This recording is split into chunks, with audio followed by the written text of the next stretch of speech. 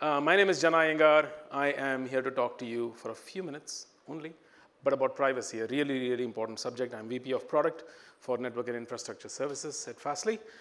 And let me just start off by saying that our world is changing, thankfully in many ways for the better. And communications and data privacy for users, I think of this as the long-lost cousin of security. It's finally finding its day in the sun. And privacy matters now. But why now? Why is this happening now?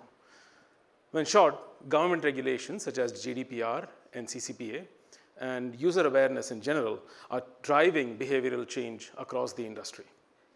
User awareness over the past few years has increased significantly, and that's driving regulation and also the way the industry behaves. Content providers and platforms are all facing this new reality. And they are all aggressively pursuing privacy efforts as a result. We believe this is just the beginning. We will all have to adapt. This is not just about our customers. You will have to adapt.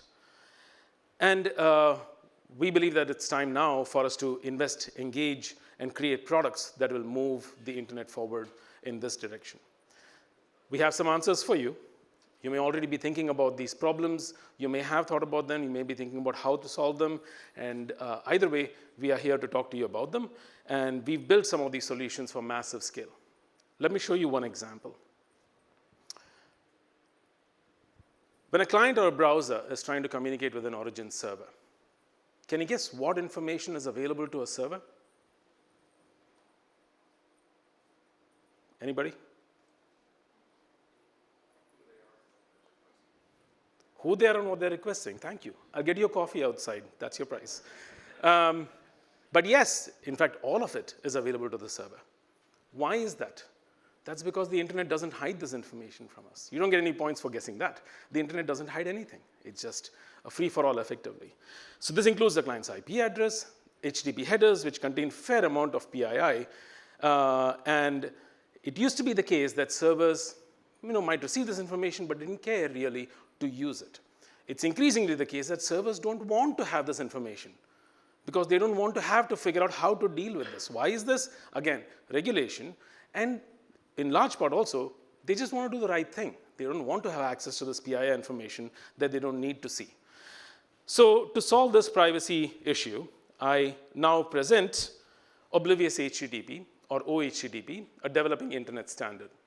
So as a technology, OHTTP is both a protocol, a communications protocol, and a service architecture. We have implemented it, the relevant parts of it anyway. But let me first describe this to you. Very simply, privacy is lost on the web because several entities, including the origin server, know who both the client is and what the client is doing. Now, this is important. With OHTTP, that information is split into two parts: who the client is and what they're doing. The box on the left here, which includes the client and the relay, are the entities that know who the client is. The box on the right, which includes the OHTTP gateway and the target, and that's just like OHTTP terminology for an origin server and a gateway, is basically the entity that knows what the client is doing, but not who the client is. So the relay in this case scrubs PII from the client that then goes to the gateway. The gateway knows what is going on but doesn't know who it's coming from because the relay just scrubbed all of that information. And in common practice, we expect the picture to look more like this, where you have a client talking to a server through an OHTTP relay. And in this case, the gateway is effectively subsumed, or it's included in the origin server. So basically, the server knows what the client is doing, but not who the client is. And importantly, like I said, the protocol protects you, the users, from the relay as well, because the relay here does not know what the client is doing. That information is encrypted between the client and the origin server. The split here is not just functional, it's organizational as well.